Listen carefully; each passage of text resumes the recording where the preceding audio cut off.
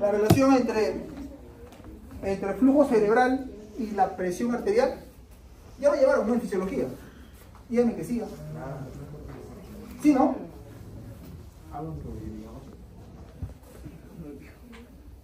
Sí lo llevamos, ¿no? No me digan que no. ¿No?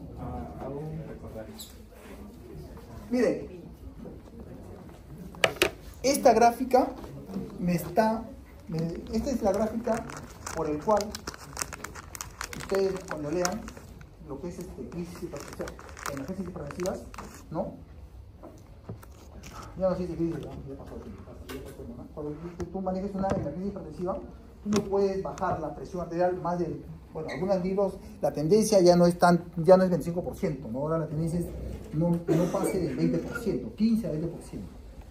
¿Por qué? Porque el hecho que tú puedas, si tú bajas mucho la presión arterial, vas a bajar la presión arterial media, le vas a disminuir, ¿no? La presión de perfusión cerebral, y la presión de perfusión cerebral está íntimamente relacionada con el flujo sanguíneo cerebral, ¿sí? Entonces, el flujo sanguíneo cerebral es igual a la presión de perfusión cerebral sobre la resistencia vascular, ¿sí? La resistencia vascular, ¿no? Cerebral.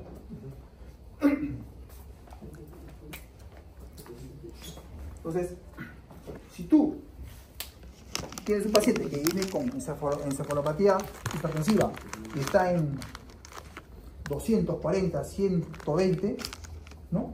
Y tú te desesperas y le normalizas la presión arterial y lo bajas a una PAM por ¿cuánto? 70, 80, ¿no? Que para nosotros es normal. ¿Qué vas a hacer tú? Si tú disminuyes de manera agresiva la presión arterial, hay un punto de corte. Normalmente, desde el punto de vista fisiológico, como dicen acá, entre este intervalo, entre 50 de milímetros de mercurio de presión arterial, esta es presión arterial media, entre 50 y 150, miento, esta es presión arterial sistólica, entre 50 y 150, el cerebro se mantiene constante su flujo sanguíneo cerebral, ¿no? O sea, entre 50 y 150, el flujo sanguíneo cerebral del cerebro mantiene el diámetro prácticamente sin mayor alteración, ¿no? A ese punto, de 50 a 150, el flujo sanguíneo se mantiene aquí. Y lo normal es que el flujo sanguíneo cerebral esté por encima de 50, más o menos entre 60 y 70 por medio. Entonces, si tú agarras y le bajas la presión así a lo bestia, tú vas a bajar su punto de corte, que es 50, y por debajo de 50, la caída del flujo sanguíneo es una caída prominente, ¿no? Entonces, acá el flujo cae, pero así estrepitosamente, y obviamente le llega menos sangre al cerebro. El cerebro, ¿qué hace? Hace isquemia cerebral, ¿sí? ¿Sí? Entonces hay que tener mucho cuidado. Si tú no controlas esta presión arterial y no lo bajas al menos el 15%, esto va a llegar un momento en el cual se va a producir una dilatación de los vasos cerebrales, porque ya se rompe el equilibrio, ¿no? Y eso va a generar un aumento del flujo sanguíneo, y ese aumento del flujo sanguíneo le va a llegar sangre, pero por doquier al cerebro, y se va a hinchar, va a producir un edema vasogénico. Ese edema vasogénico, ¿qué va a hacer? Va a haber edema cerebral, encefalopatía hipertensiva y una hemorragia. Entonces, el paciente, ¿por qué está encefalopático? ¿Por qué? Porque ya superó el umbral. El paciente viene 180, 200, 220. Entonces, hay una vasodilatación, hay un aumento, ¿no?, del flujo sanguíneo cerebral, hay un aumento de la perfusión. Entonces, el paciente llega demasiado, las células, ¿no?, se dematizan y está el paciente encefalopático. Esa es la encefalopatía hipertensiva, ¿no? Y obviamente eso va a generar, ¿no?, que esos microaneurismas que estaban en sus arterias se rompan y hagan hemorragia cerebral. Entonces, normalmente la homeostasis, el flujo, se mantiene en este intervalo. Los pacientes crónicos, esta curva tiende a irse más hacia la derecha, hasta 180, ¿no? Se va más a la derecha. Pero estos en pacientes normotensos, así como nosotros. Entonces, hay una relación muy importante entre la presión de perfusión cerebral, es igual a la presión arterial media, menos la presión intracraneana. Si tú bajas la presión arterial media más de la cuenta, le vas a bajar la presión de perfusión. Y si bajas la presión de perfusión, vas a bajar el flujo sanguíneo. Y le vas a generar una isquemia. O sea, la cura va a ser peor que la enfermedad. Entonces, no hay que ser agresivos en bajarla. Tienes un paciente y les va a llegar a la emergencia con 240, 120. ¿Sí? Está con su celular, está jugando su TikTok, su Candy Crush y está tranquilazo. Ese, compadre, es una hipertensión crónica mal controlada. A él no le bajes la presión de manera agresiva. A él tienes que bajárselo en las primeras 24 o 48 horas, porque él no está en una emergencia hipertensiva. Es una hipertensión crónica mal controlada, no tomó su fármaco, no se han hecho resistentes. Es diferente un paciente que viene con esta presión, pero está encefalopático, ha hecho un stroke, ha hecho un infarto miocárdico, está en algún de pulmón, ha hecho una disección aórtica, que es una cápita diferente. En ellos sí, no, vamos a sacar la disección aórtica. En ellos sí tienes que bajar la presión arterial, sí o sí, por viento venosa, en la emergencia, pero no más de 15-20% en las primeras horas. No puedes. No puedes bajárselo más porque vas a generar esto. ¿Ya? Muy bien, entonces, el ictus es una lesión cerebral aguda que es causada por el bloqueo, por la interrupción del flujo sanguíneo, ¿no?, en una área determinada. ¿Sí? Entonces, ya sea porque la arteria se ocluyó, ¿no?, una isquemia, o se rompió, ¿no?, una hemorragia. Al final, ¿qué cosa va a haber? Va a haber daño neuronal, y eso se va a traducir en un déficit neurológico y obviamente riesgo de muerte. La mayoría de los ataques, ¿no?, de los strokes son isquémicos, ¿no? En el 80-85% de los casos son isquémicos, ¿sí? Y se subdividen en trombos o en émbolos, que son los más frecuentes. De todos, los más frecuentes son los embólicos.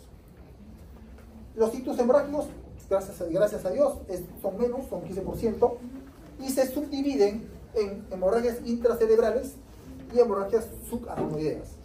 Los traumatismos craneoencefálicos están en otro saco, porque esas son hemorragias secundarias a un trauma. ¿Ya? Entonces, nosotros tenemos una fase, ¿no? En el paciente que hace un stroke, tenemos una zona, como ustedes aquí, un flujo sanguíneo normal, que el flujo sanguíneo cerebral está entre 50 a 80, en promedio debe estar entre 60 y 80, ¿no? Una zona oligoémica, ¿sí? ¿Cuál es la oligoemia? Es la zona verde. Sí, la zona verde, la zona oligoémica, que llega al flujo sanguíneo cerebral, pero que está por debajo de 50, pero todavía está recibiendo sangre, ¿no? Pero está al 50%, ¿no? Tiene un flujo sanguíneo cerebral entre 20 a 50. Tenemos la zona de penumbra, que es la zona de riesgo, que es donde nosotros tenemos que chambear. El manejo médico se enfoca en esta zona. Y la zona de penumbra, que es el área de riesgo, el tejido hipoperfundido, pero que todavía es viable. Y tiene un flujo entre 10 a 20 mililitros por 100 gramos por minuto. ¿Sí? Lo normal es que esté por encima de 50 a 60. Entonces, la chamba del médico es esto, evitar que esta zona, que es la zona de penumbra, se expanda. ¿Sí? Ahora, y obviamente se expanda y que en la zona que es zona core, la zona de acá anaranjada, que es la zona con daño irreversible, esto ya no lo vas a poder recuperar. Esto ya está muerto, ya se infartó, ya se fregó, ¿no? El flujo está por debajo de 10, entonces la zona anaranjada, esto no lo recuperas. Lo que tenemos que recuperar es esta zona, que es amarilla. Evitar que la zona negra o la zona core se incremente, ¿no? Y obviamente el paciente quede recontra seculado. Lo que nosotros tenemos que hacer es que esta zona amarilla, ¿no?, se reduzca y la zona anaranjada no se incremente. La chamba del médico es la zona de penumbra, que es la zona de color amarilla. Obviamente, controlando la zona amarilla, controlas la zona verde, que es la zona oligoémica. Ya, listo. Entonces, como yo evito que la zona amarilla, que es la zona de penumbra, se incremente con la trombolisis endovenosa o también con la trombectomía mecánica. A diferencia de un infarto de miocardio, a diferencia de los síndromes coronarios agudos, que el tratamiento de primera elección, ¿cuál era? El cateterismo, ¿no? Es de primero que de cajón. O sea, todo paciente que viene con un problema coronario, ¿no?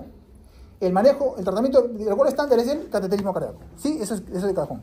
En caso de los stroke, ¿no? Isquémicos, de los DBC isquémicos, el gol estándar, del tratamiento gol estándar es la trombolisis. De primera elección. De segunda elección es la trombectomía mecánica. Pero de cajón, lo primero que tiene que hacer es la trombolisis. Es más, en los grandes centros, ¿no? Tromboliza y ya lo están llevando a que le hagan la trombectomía. Hacen tratamiento paralelo.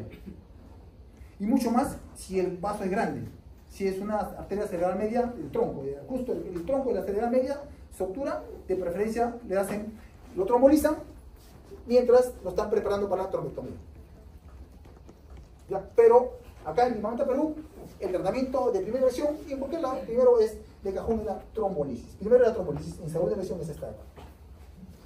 ¿Ya? La idea es optimizar la presión de perfusión cerebral, PPC. ¿Ya?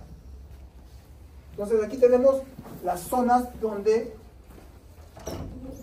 de irrigación. La arteria, la principal arteria, que en el más del 75% de los casos, la arteria que se compromete en un estado isquémico es la arteria cerebral media. ¿Sí? Es por eso que las guías, ¿no? el código cerebro se enfocan en la arteria cerebral media. Porque es más del 70-80% de los casos es la arteria que se compromete en un infarto cerebral. ¿Ya? Y aquí está la arteria cerebral media, ¿no? Que es tronco de la arteria, ¿qué cosa es? Arteria carótida interna, ¿no? La arteria carótida interna da la arteria cerebral anterior, la media, la posterior, y da una rama que es la arteria oftálmica. Entonces, en el hemorrágico hay dos tipos, el parenquimatoso y el subaracnoideo. ¿Sí? ¿Cuál es el más frecuente, doctor? El parenquimatoso. ¿Cuál es la causa más frecuente del parenquimatoso? El hipertensivo. ¿Sí? Del isquémico hay 5. El aterotrombótico, ¿sí? Es un ateroma, ¿no? Puede acá seguir la obstrucción de una placa de ateroma, ubicada frecuentemente generalmente se ubica en la bifurcación de la carótida. ¿Por qué? Como recibe mucho flujo, esa pared se va horadando, se va lastimando, y ahí se forman las placas, ¿no? Por fricción, ¿no? Entonces, entre la bifurcación de la carótida y también en el origen de la carótida interna. El segundo ejemplo es el cardioembólico, ¿no? Que es debido a un émbolo que se forma cuando una persona tiene arritmia cardíaca. De los isquémicos, el más frecuente es el cardioembólico. Y de los hemorrágicos, ya saben, es el hipertensivo parenquimatoso. Están también los infartos lacunares, los infartos de causa inhabitual, ¿no? Por patologías, ¿no? Hematológicas, o el infarto que nunca llegas a diagnosticar. Entonces, nuevamente, ¿no? Del stroke isquémico, el cardioembólico es el más frecuente. Y en segundo lugar está el aterotrombótico, o de gran paso. ¿No? Ya, hay dos tipos de factores, los modificables, y de los modificables el más frecuente es el hipertensivo. El resto ya ustedes les pueden revisar, ¿sí? Y de los no modificables, el principal es la edad, ¿no? Como factor de riesgo, y el riesgo de stroke aumenta con la edad. Y esto acá es bonito, miren, es la arteria, tenemos acá la arteria cerebral media, ¿sí? No, miento, acá está, el tronco de la arteria cerebral media. Y acá lo podemos ver. Arteria cerebral media es esta de aquí, y acá lo observas, ¿sí? Entonces, cuando se obstruye el tronco de la arteria cerebral media, prácticamente te va a comprometer un gran porcentaje del hemisferio, ¿sí?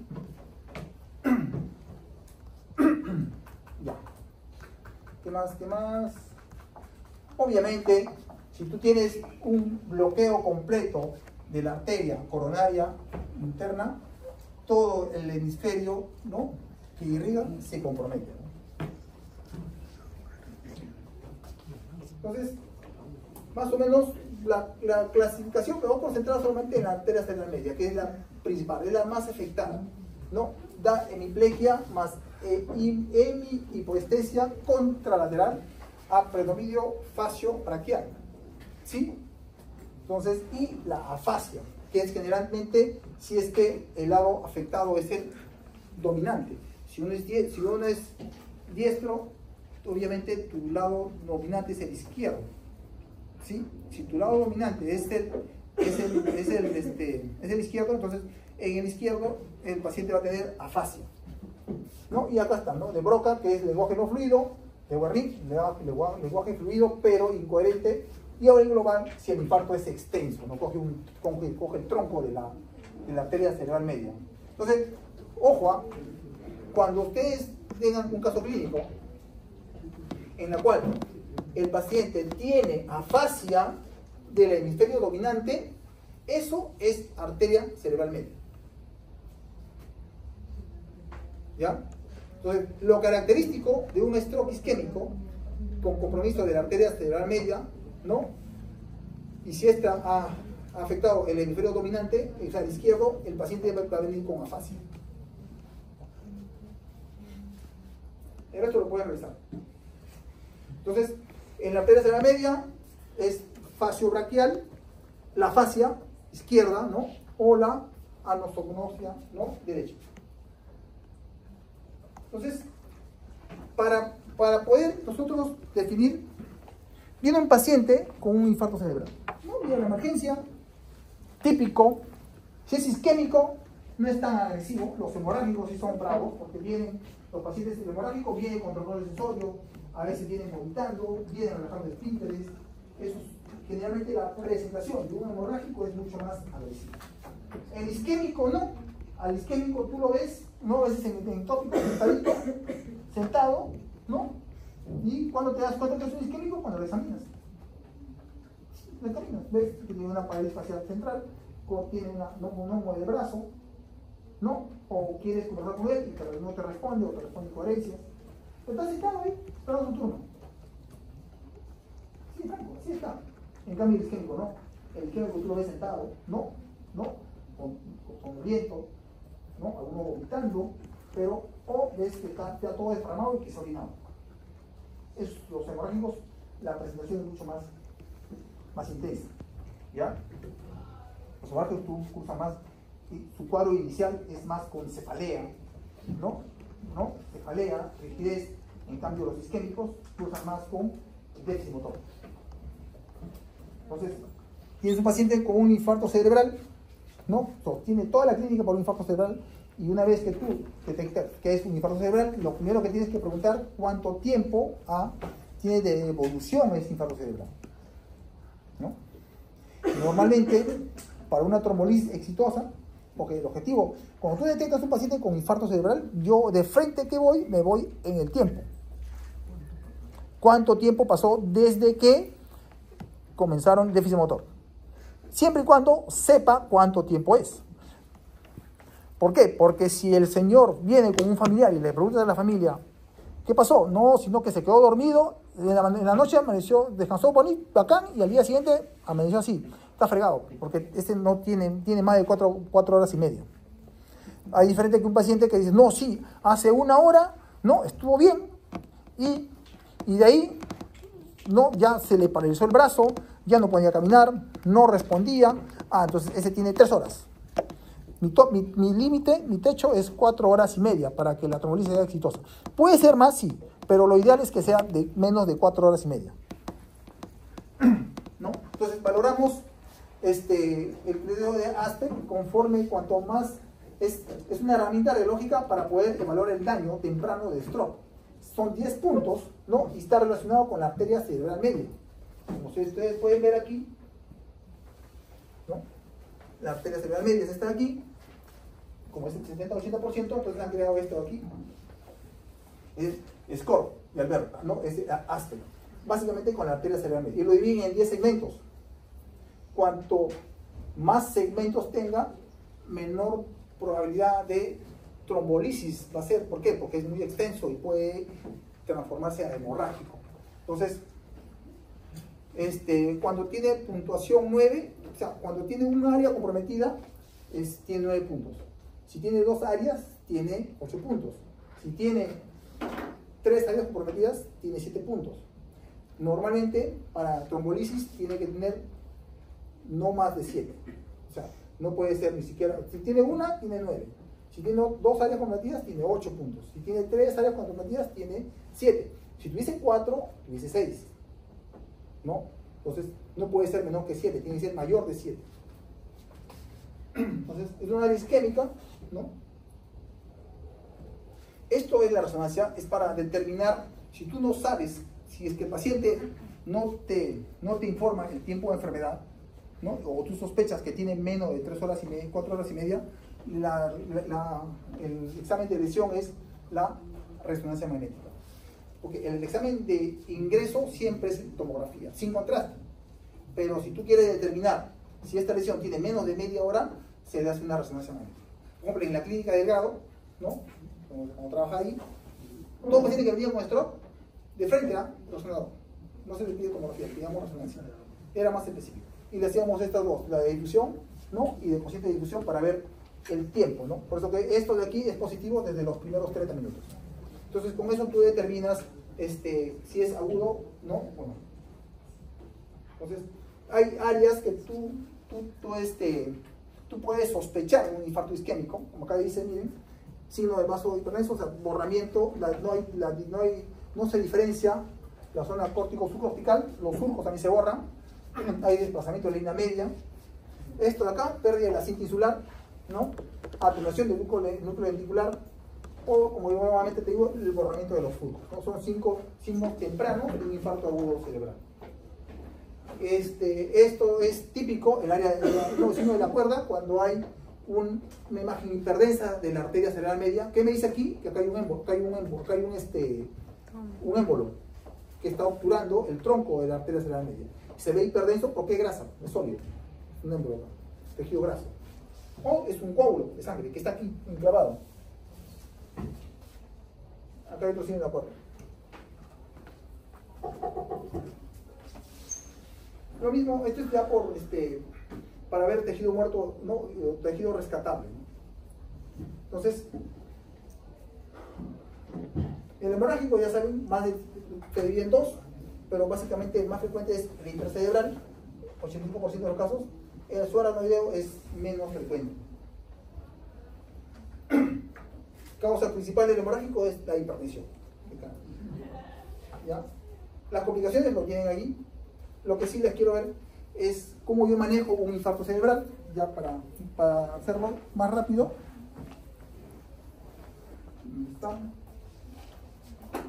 No es difícil.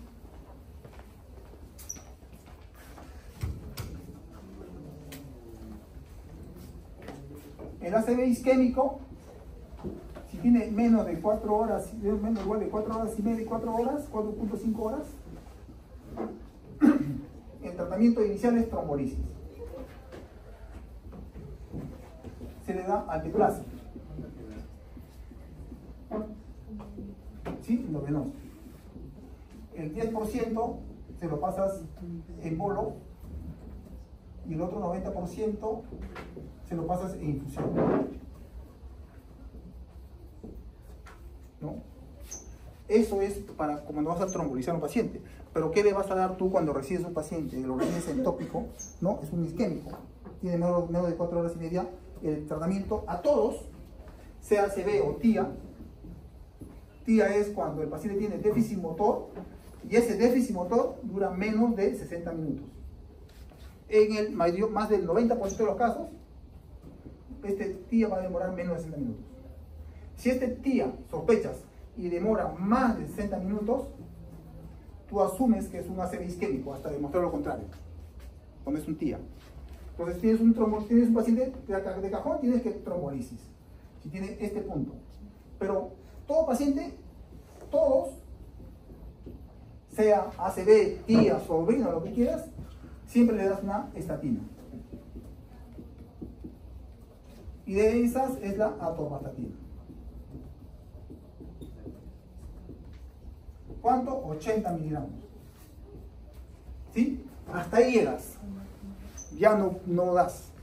Si lo vas a trombolizar y tiene menos de 4 horas y media, nada más estatina, 2, le das la trombolisis. ¿Sí? ¿Sí? Si es que no lo vas a trombolizar, ¿sí? O sea, tiene más de 4 horas y media, o tiene factores de riesgo, ahí sí le das atorvastatina, le das atorvastatina,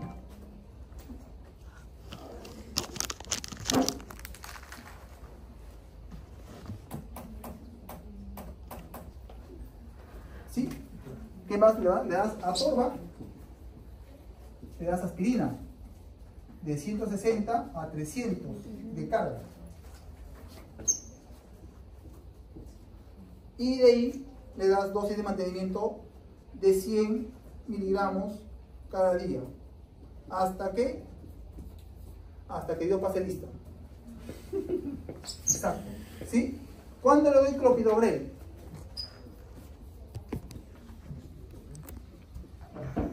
Depende. Si es un TIA de alto riesgo o es un ACV con un NIH con un NIS menor o igual de 2 o 3, a ellos le das clopidogrel. Pero si es un ACV de alto riesgo o es un TIA de bajo riesgo, no se le da clopidogrel.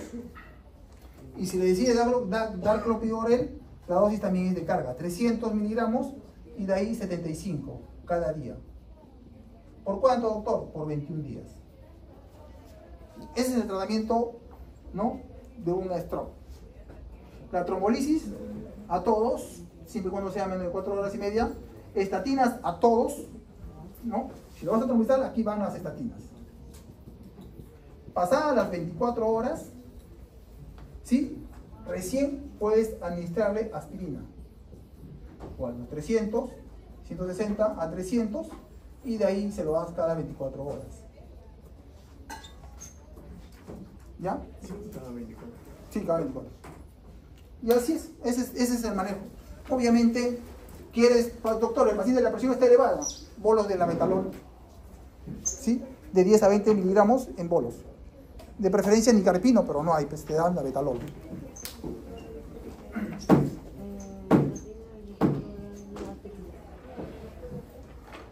Entonces, este es el protocolo. Estos son los criterios, ¿no?, las contraindicaciones que lo puedes ver aquí. El NIS, para que lo puedas trombolizar, tiene que estar entre 4 y 25.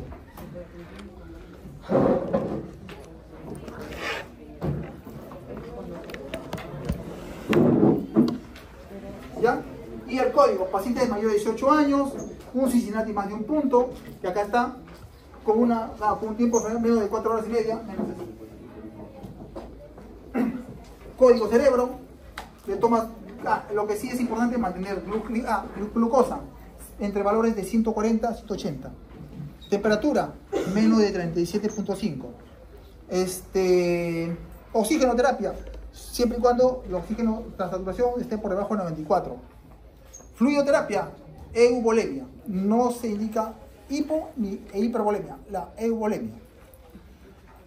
Y de ahí, obviamente, tú sospechas de que el stroke es stroke, tomografía.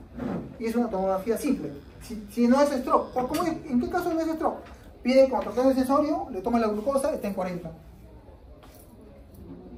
Está en 40. Entonces, una causa, o está pepeado, o ha convulsionado, ya sea el famoso síndrome de TOP. El síndrome de TOP es todo paciente que está en estado convulsivo y cuando pasa de estado posital, algunos hacen déficit motor. ¿Sí? Hacen el síndrome de TOP, hacen déficit motor post convulsiones. Entonces, a eso lo tienes que seguir. Y una vez que tú lo trombolizas, tomografía, ¿es hemorrágico o tiene una escala de Aspect menos de 7? ¿No? O sea, tiene mucha área isquémica, no lo trombolizas. ¿Por qué? Porque puede sangrar. Si lo vas a trombolizar, si es que si no tiene contraindicaciones, le das el tratamiento de elección, alteplase. Acá en el Perú está autorizado el alteplase. Esta es la dosis. Cuidados post. Esto es importante. La glicemia, de preferencia entre 140 y 180. ¿Cuándo trombolizo? La presión, ojo. Todo paciente que venga con una presión, para trombolizar, tu presión arterial tiene que estar entre menor de 180 y 110 para trombolizar. Post-trombolisis, mantener la presión entre 180 y 105. ¿Cuánto es el intervalo ideal de un paciente con stroke? Entre 140 y 180. En ese intervalo tiene que trabajar. Sí, eso creo que no estoy, pero es importante que tú lo tengas en cuenta.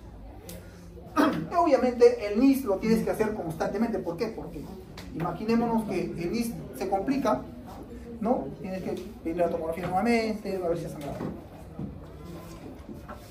Ya chicos, ha sido un gusto.